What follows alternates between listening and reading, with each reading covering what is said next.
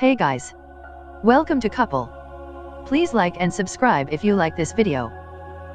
3 months ago, Mark Zuckerberg was sitting before Congress, promising to change Facebook's ways. "I started Facebook, I run it, and I'm responsible for what happens here," he said. "It's clear now that we didn't do enough to prevent these tools from being used for harm. That goes for fake news, foreign interference in elections, and hate speech, as well as developers and data privacy."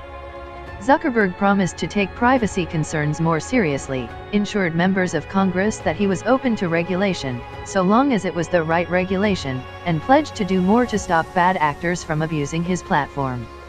Zuckerberg insisted that this was the beginning of a new chapter in the company's history. The company would return to its roots as a village square, where people shared personal updates and photographs of their loved ones. Shortly after he left Washington, D.C., Facebook began airing national television advertisements in which it apologized for having lost its way. However successful Zuckerberg's testimony was as a public relations exercise, it did little to change the real problem.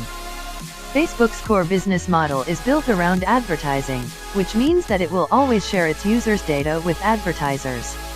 And, despite the company's strenuous apologies, it is continuing to push the boundaries of privacy to ensure that its market dominance remains unchallenged. The latest front in that fight is facial recognition. As the New York Times reported earlier this week, more than a dozen privacy and consumer groups, and at least a few officials, argue that the company's use of facial recognition has violated people's privacy by not obtaining appropriate user consent. The facial recognition software used by Facebook scans photos uploaded to the social network against a database of unique templates of user faces to help recognize them.